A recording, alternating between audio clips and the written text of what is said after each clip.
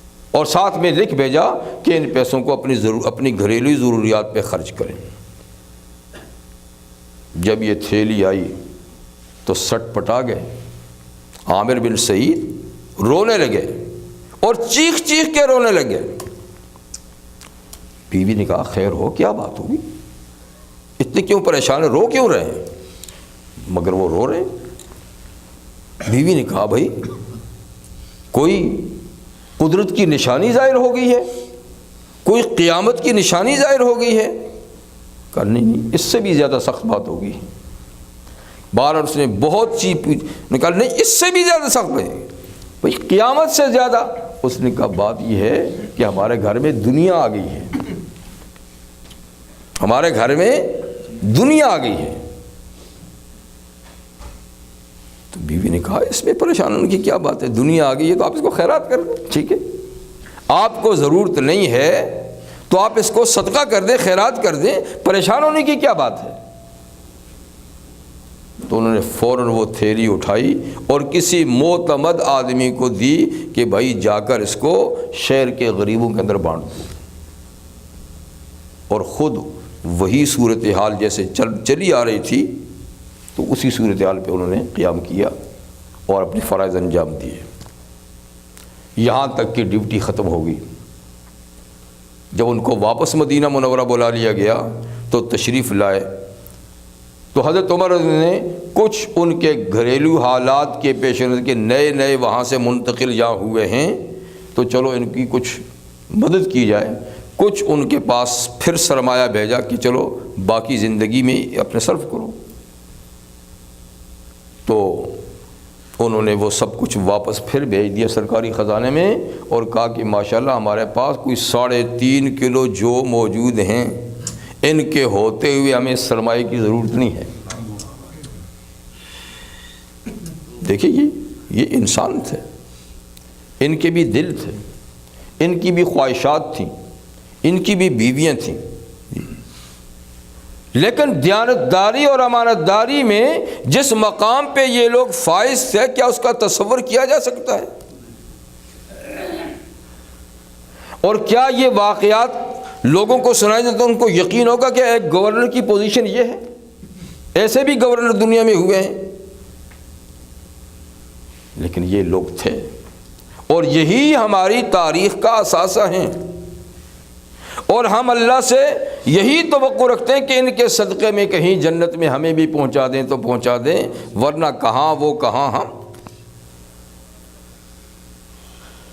اچھا، عمیر بن سعد رضی اللہ عنہ، یہ بھی صحابی ہیں، ان کو عمر فاروق رضی اللہ عنہ نے اسی حمص میں وزیر مال کے دیجئے یا وزیر زکوٰۃ کے دیجئے، زکوٰۃ کی وصولی پر مقرر کر کے بھیجا کہ جاؤ۔ تو گورنر تو وہ تھے، ان کی پوزیشن آپ نے دیکھ لی، اب یہ وزیر مال آئے ہیں حمص کے۔ انہوں نے سال بھر ڈیوٹی انجام دی اور سال کے بعد ان کو واپس بلا لیا گیا، آپ واپس آ جائیں۔ جب ان کو لیٹر پہنچا تو وہاں سے واپس آ گئے، کیونکہ ان کی ذمہ داری سے سال بھر کے لیے تھی۔ واپس آئے تو کس شان سے آئے؟ حمص سے مدینہ پیدل آئے، یہ بھی وزیر ہیں اور مالیات کے وزیر ہیں، پیدل آئے۔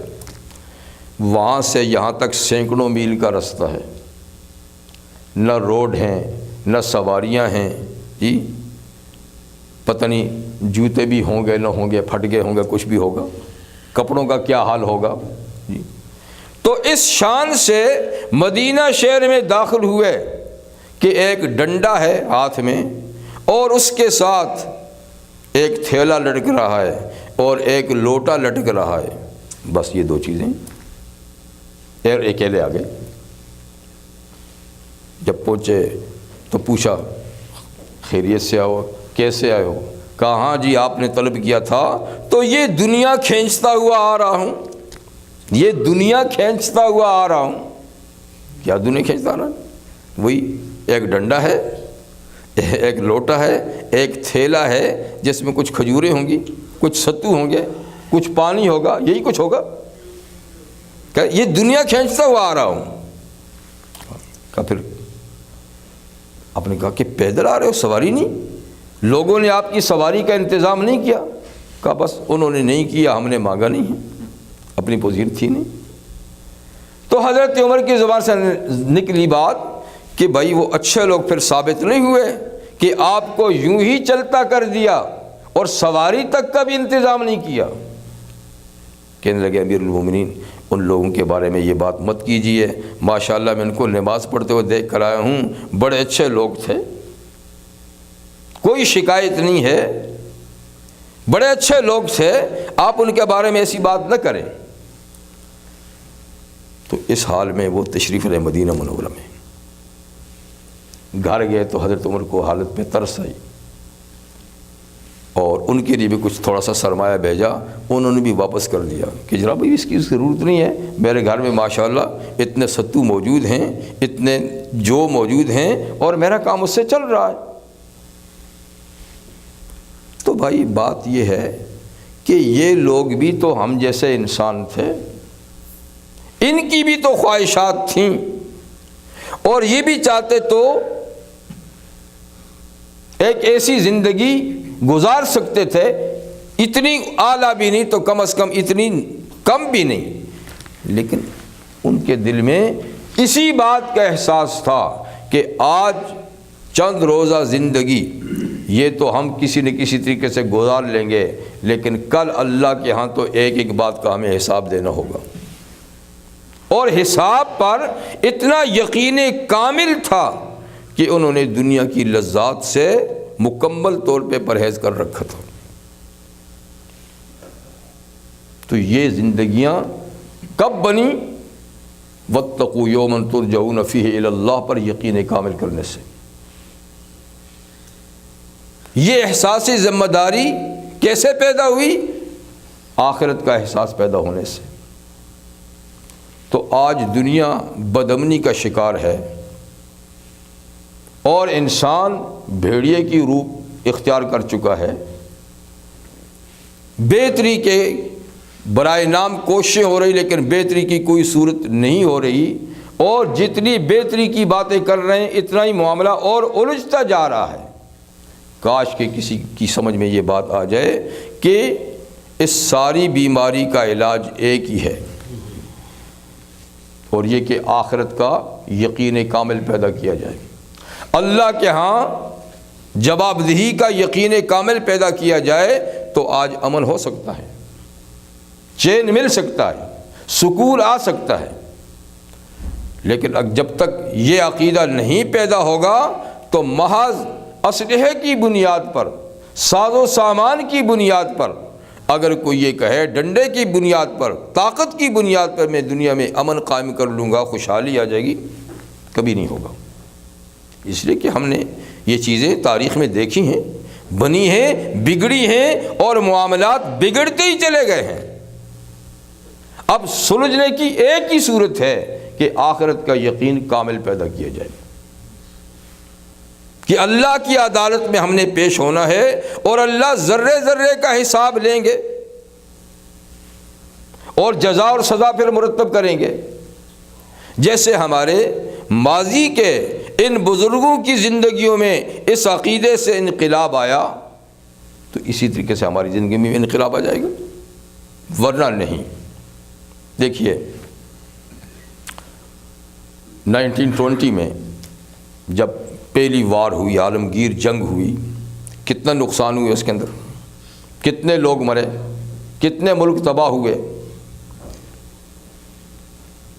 تو آخر اس تباہی کو سامنے رکھ کر ساری قوموں نے اس بات پر اتفاق کیا کہ آئندہ اس قسم کی کوئی چیز نہیں ہونی چاہیے اور اس کا حل ایسا تلاش کریں کہ آئندہ پھر کوئی عالمی جنگ نہ ہو.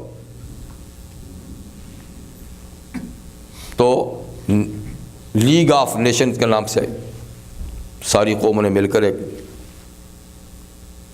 تاکہ آئندہ کوئی اس قسم کا مسئلہ پیدا ہو تو اس میں پیش کیا جائے اور اس کا حل کریں.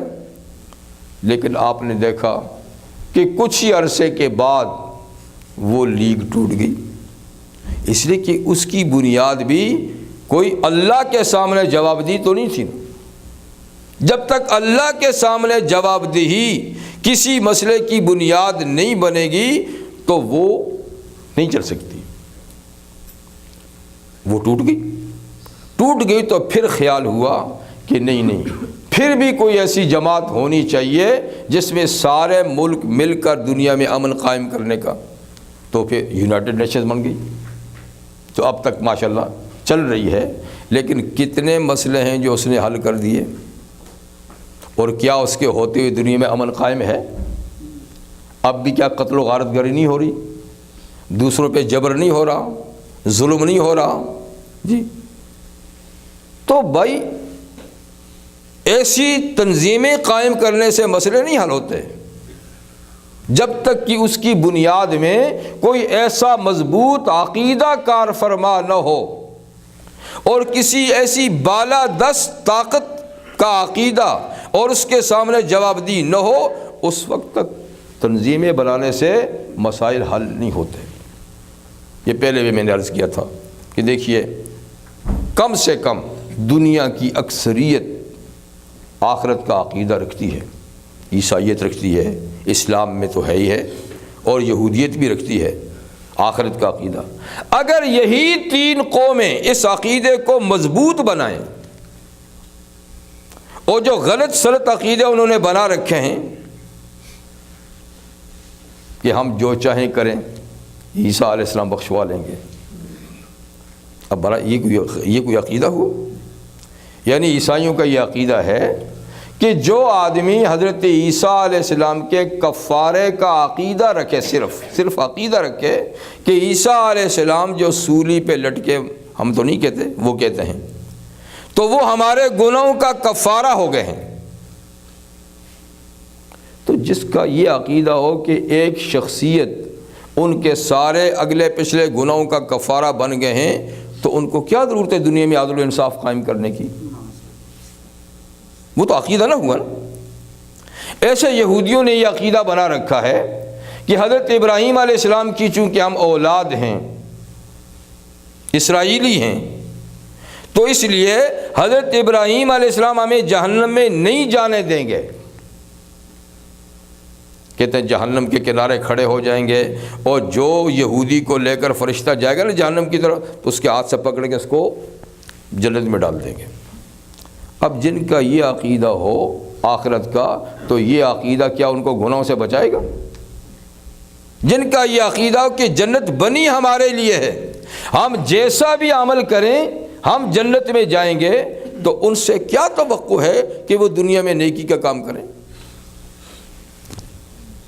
ہاں، اسلام جو آخرت کا عقیدہ دیتا ہے، یہ ہے جو انسان کو صحیح لائن پہ لگاتا ہے کہ اللہ کے سامنے کسی کو دم مارنے کی اجازت نہیں ہوگی۔ جس کو اللہ کہیں گے، جس کے لیے فرمائیں گے، صرف وہی سفارش کر سکے گا، اور وہ بھی ایمان کی بنیاد ہوگا۔ جس کو فرمائیں گے، اپنی مرضی سے کوئی کسی کو سفارشی بنا لے، اپنی مرضی سے کوئی کسی کی سفارش کرے، اس کی اجازت نہیں۔ من ذا الذی یشفع عنده الا باذنہ، کون ہے جو خدا کی اجازت کے بغیر اللہ کے سامنے کسی کی سفارش کرے؟ نہیں۔ تو جب عقیدہ یہ ہوگا کہ اللہ کی مرضی چلے گی، تو پھر خدا کو راضی کرنے کی کوشش بھی کی جائے گی۔